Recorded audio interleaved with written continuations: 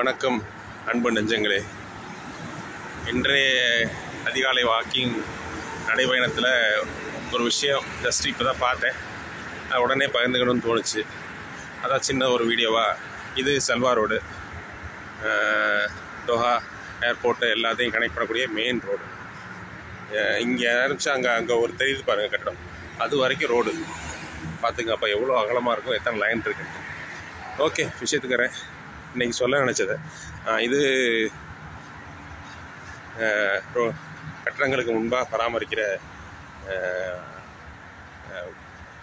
நடைபாதை இல்லை, கீரையெல்லாம் பச்சை பசுமையாக பராமரிச்சுருக்காங்க. கொஞ்சம் காற்றோட்டத்துக்கு எல்லாமே செயற்கை தான்.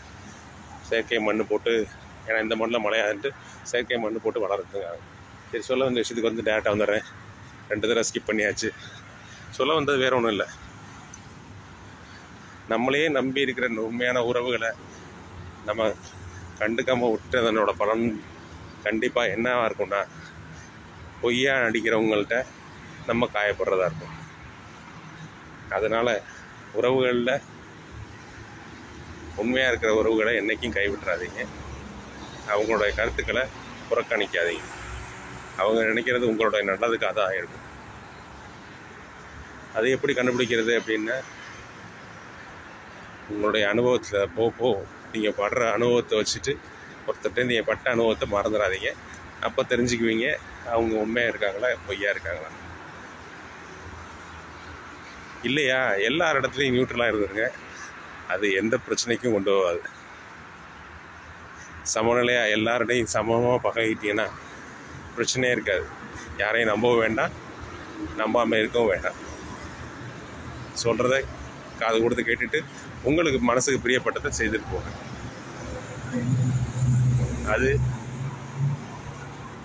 அதோட பலன் நீங்கள் எடுத்த முடிவுங்கிறதுனால உங்கள் மனசு அதை தானாக ஏற்றுக்கும்.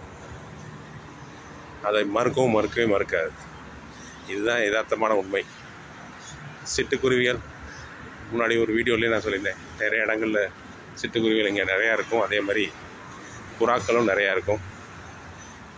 காகங்களும் 1-2 பாலைவனத்தில் இருக்காதுன்னு யோசிச்சுட்ருப்பேன். ஆனால் இங்கேயும் இருக்குது, பார்த்துருக்கேன்.